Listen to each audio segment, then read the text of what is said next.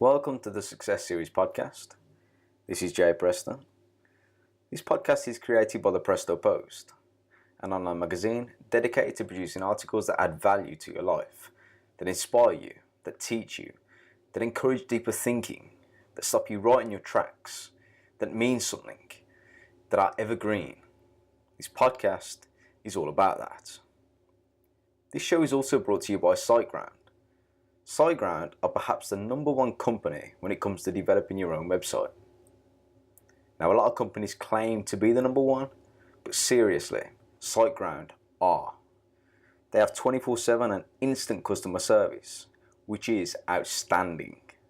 They have super fast web hosting and both user-friendly and non-user-friendly, or in other words, developer interfaces, which make building, editing, and maintaining your website an absolute breeze. This advertisement is as personal as you can get. SiteGround are the folks behind our own website, the Presto Post, and having been through several web hosts prior to trying them, I don't say this lightly. They are the best, and I highly recommend them if you have a website and are looking for a more reliable and faster host, or have no website but really want one. To get a nice introductory offer and to help support this show and our website, go to prestopost.org/ads and click the link, which will take you straight to their site. The Success Series podcast is all about the secrets, recipes, and philosophies of some of the world's most famous and successful people, be them composers, actors, actresses, entrepreneurs, painters, investors, authors, journalists, philosophers, scientists, you name it. Each episode features one person and typically 7 to 10 separate pieces of advice. However, these podcasts are not interviews done by us. What we do instead is comb the internet platforms for any recordings and audio clips that already exist, study them, and then separate the wheat from the chaff. These podcasts are the wheat, or better put, the audio equivalent of your favourite superfood. Not a fan of superfoods? Well, consider them the audio equivalent of the food item that you just can't live without. Anyway, enough about food, which is making me hungry. On to the show. Today's guest needs a little introduction. That said, we'll give him a short one anyway. The man is Mark Wahlberg. He's an American actor, producer, businessman, and former model, rapper, and songwriter. Some of his notable films include Pain and Gain, Daddy's Home, The Lone Survivor, The Fighter, Transformers, and The Other Guys. Many people, however, will know him for his star role in the film Ted and Ted 2. Mark's journey into acting is the typical rags to riches one. Today, he's one of the most successful and highest earning actors in the field. He has a net worth of about $225 million and is currently one of the most exciting stars on the screen. Such status is usually accompanied by a fair share of awards and honours, and Mark has won his fair share, including 2 Academy Awards, Golden Globes, and Actors Guild Awards for his roles in The Departed, The Fighter, and Boogie Nights. And he's also won 6 MTV Awards and 3 People's Choice Awards, and counting. He's Mark Wahlberg, and here are 7 nuggets of wisdom right from the man himself. Number 1. Be disciplined.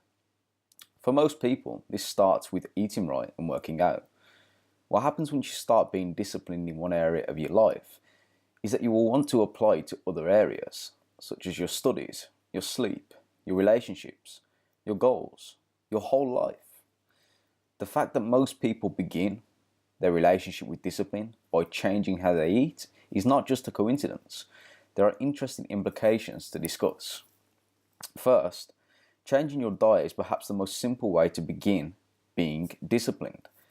But changing your diet is also one of the hardest things to do. No, simple does not mean easy. Which means that if you're going to be disciplined with your diet, not only will it trickle through to other areas of your life, but you will find it easier to apply it to other areas of your life. And you may even start to embrace it.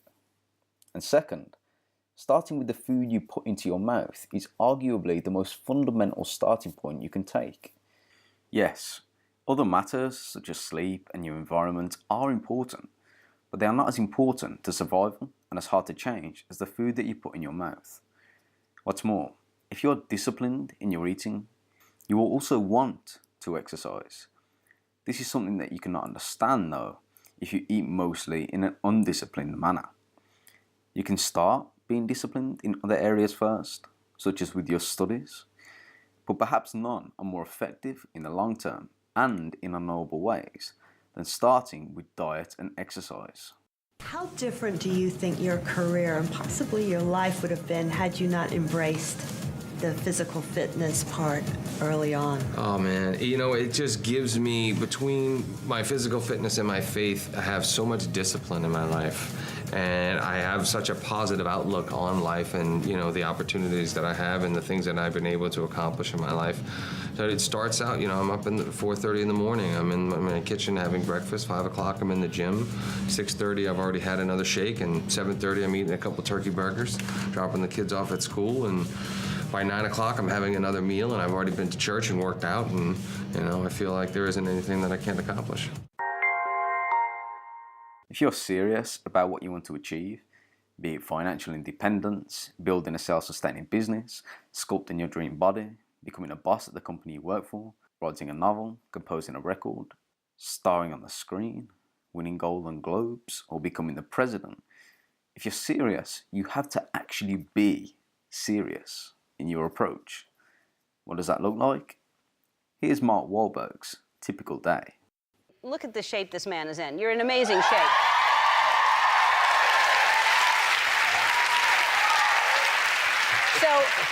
So you wake up every morning at 3 a.m. Tell everybody your routine. I wake up at 3. I go down to the kitchen. I make egg whites, Ezekiel bread, almond butter with a little avocado. Every morning? Every morning. I go downstairs. I work out for about an hour with my buddy Jonathan. I come up. I have a shake. You make someone get up at that hour to work out with you? Yes. And then I had to say to him today, am I training you? How much are you paying me? Because I keep having to yell at you to keep up and make sure your form is good. So then I have a shake, and then I make a salad and my food to go for the morning. And then I have turkey burgers and sweet potato. And then I go to the golf course at 6 o'clock. I play till 8 o'clock. Then I rush home to meet my wife after she drops off the kids. We have our little alone time. And then I do whatever else I gotta do. Wow. And then I'm in bed by 7, and my wife thinks I'm an old, boring... So my question was, what time do you go to bed if you get up at 3? You go to bed at 7 every night? I gotta get 8 hours, yeah. So she's like, what about our alone time at night like normal people? Yeah. Not 10 o'clock in the morning. That's what I would ask you. Yes. So every day you eat that cleanly? Yes. And that's what so you don't have a chef, you do all your cooking yourself? We have somebody cooks during the week for the kids, and they'll make me a little piece of fish or something at night, but he makes dinner. Wow, you were really disciplined. It's only when I'm working. The last movie I did, I had to drink as much wine as possible and eat as much as possible. You poor thing. I got to 212 pounds in Louisiana. Well, that'll do it. It's a lot harder to get rid of it than it is to put it on. Yes, but you have muscle memory, so I'm sure it's easy to get back to it, right? 44. It's not Yeah, easy. It gets harder, doesn't it? It does. It's It true, really even does. for guys. Yeah. You want your wife smelling your hair. I got another trick for my wife. I can't share that with you. What is it? She just wants me fixing things. Wear a wife beater around the house, walk around with a hammer or a screwdriver. Like I'm gonna fix the door or something, or like fix the pretending garage. to fix the door, Yes. like The handyman ding dong, thing. I'm Yeah. here, lady, with the Exactly. like that, but you Exactly. never fix anything. 3. You have to be open to, look for, and embrace challenges, especially new ones. The challenges and tough environments that life presents are where the most important and long-lasting lessons lie. The process of trying to solve a problem, of adapting on the fly, of making yourself vulnerable, of struggling, of failing, and maybe of overcoming, although overcoming isn't really necessary, is like learning on steroids. Playing a professor in college, it was a bit of a stretch, but something that I was excited about. I'm never one who really shies away from a challenge. I usually kind of jump at the opportunity to do something different and unexpected. But I'm also the kind of guy who's going to make sure that I'm prepared, and really cover all the bases. And I don't want to look foolish, and I certainly don't want to disappoint. The reason for taking challenges on is twofold. First is purely for the sake of adventure, fun, and for the satisfaction of your curiosity. Second is to learn. Continuous learning means you are always improving, growing, becoming more confident, putting yourself ahead, getting better. Continuous learning, usually in a broad sense within the given industry, is something we see in almost all of those at the top. Almost all, because a rare few people, as we know, get jackpot level luck come their way, and some are born as extremely gifted genetic mutants. If you're not improving, that is, if you're just staying in the same place, if you're not learning, then soon others are going to surpass you. And when they do, equaling their momentum after a stagnant period is not easy, sometimes impossible. The way to avoid this is simple. Always be learning. What one quality you think you've had that made you and gave you and allowed you, pushed you to achieve what you have? I think my willingness to learn. I'm pretty relentless when it comes to that. I certainly knew everything about growing up in the street and, what it took to survive on the street corner of Dorchester. But this is a whole new world to me. So, just being able to take advantage of the things that I've seen and, the things that I've been exposed to now with my career has really been. Challenges, we've covered. Learning, we've covered. But what about experiences? Well, whilst these are all arguably the same thing, they are technically not. Challenges and learning are examples of experiences, but it doesn't work the other way. You could have an interesting experience one day, for example. Perhaps you bump into an old friend and have a very fluent conversation about the good old days, which ends in the arrangement of a beer later in the week. That day comes and you meet up. One pint in, and your old friend offers you a high-position job just after telling you he is the CEO of a very successful tech company. And you take the job. And 10 years down the line, you become the boss. Now, you wouldn't call the original happenstance when you bumped into a good old Jimbo a particularly challenging nor learning experience. But you would call it an experience that turned out to be very fruitful indeed. Lesson number 5, then, is about being open to new experiences. Is there a type of genre of film maybe you haven't done that you want to explore?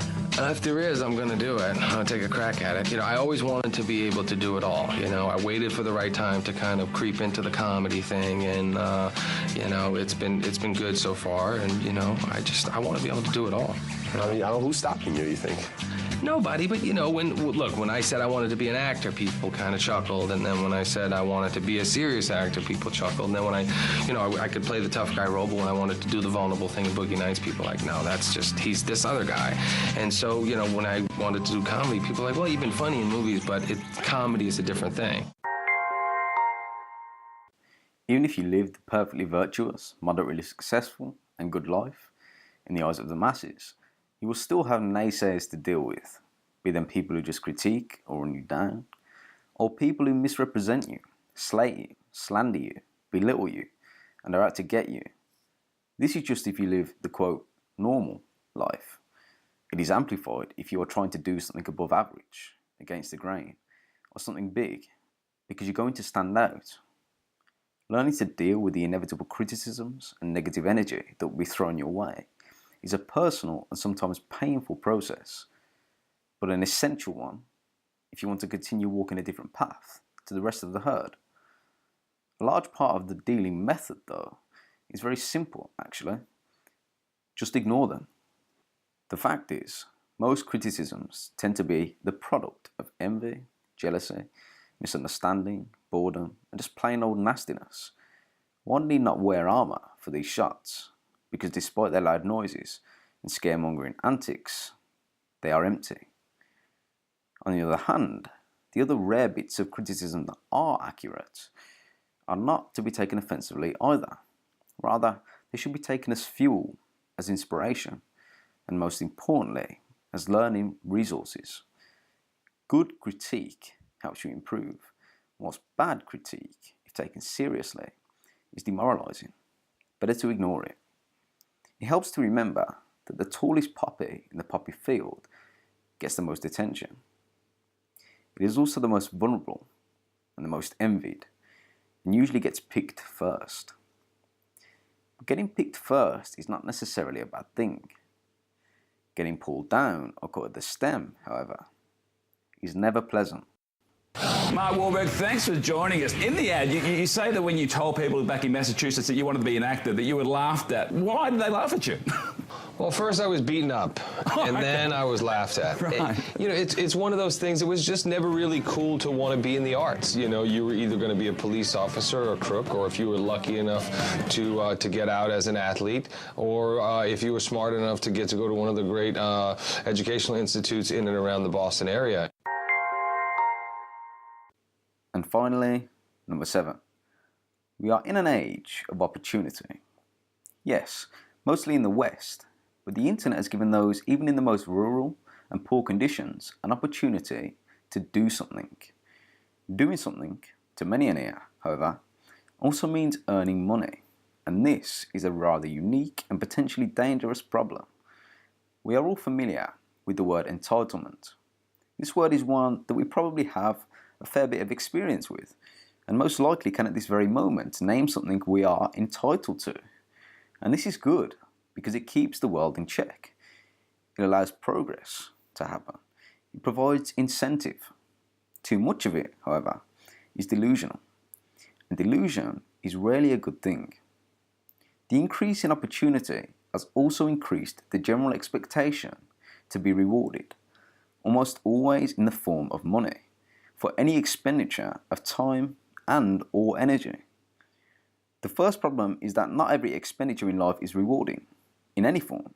Consider the struggles of starting your own business, household chores, or listening to your best friend complain about X, Y, and Z. The bigger problem is to do with learning, which can come in very large doses in such things as volunteer or low-paid work, but is not typically viewed as the reward that settles the ever-increasing feelings of entitlement. But acquired knowledge and understanding are rewards, perhaps the greatest rewards one can receive in life. For what you can do with money is entirely knowable as soon as you have it, and it is a limited resource, whereas knowledge and understanding can take you places that even your dreams cannot know at this moment, and is, as far as we know, an unlimited resource. Intentionally doing work for free, or even paying to do work, be it in the form of just time and energy, or even with your own money, does not only provide a deep learning experience, the opportunities one opens themselves up to when doing voluntary work and doing it well are potentially life-changing. In the first place, the people whom you work with will almost instantly take to you, especially if they are paid workers. What this means is that they're more likely to present you to other people and to say good things and to help you improve. In other words, they increase your opportunities just by liking you. Second, being a volunteer tends to give you a little bit of, free rein, both in the form of doing work poorly and therefore increasing learning rate, and by giving you the chance to try your hand at many different things, which is also called floating, which increases general competence and gives you an idea of what you are good at and not so good at, and what you like and don't like. The benefits are massive. Now consider the fact that all of this is lost if one feels too entitled or too superior to do voluntary or low-pay work. To bring it back to the man in question then, Mark now talks about the work he did for one of the greatest directors in film, Martin Scorsese, for free. And, the last time I checked, Mark Wahlberg was doing quite well for himself. Was The Departed one for them or one for you? Departed was one for me and one for Marty. When you get a chance to work with Marty Scorsese, you got to show up. And you get an Oscar. They didn't pay me at all, but Did you do it for scale? Was it for... I did. It was pretty cheap. I don't know if it was scale, but it was pretty cheap. But hey. I guess $10 million from Planet of the Apes, you can go, I can do one for Marty, exactly, right? Exactly. Well, then you got to do 10 for free to make up for that one. No, you got an opportunity to work with Marty Scorsese. I don't mind cutting a check to have that opportunity. If you like the Success Series podcast, there are many ways you can support it. You can leave a review on iTunes, on our website, or any place else the podcast appears. You can share it with friends, on social media, or on your own blog or podcast. You can purchase any books we recommend in various articles on our website, the Presto Post, using the hyperlinks, which will take you straight to Amazon. You can hijack the microphone the next time you find yourself in a karaoke night and yell out the URL to our podcast feed. Or you can support us directly with a donation by going to prestopost.org/support, where you'll find all the necessary links. As always, thank you for listening.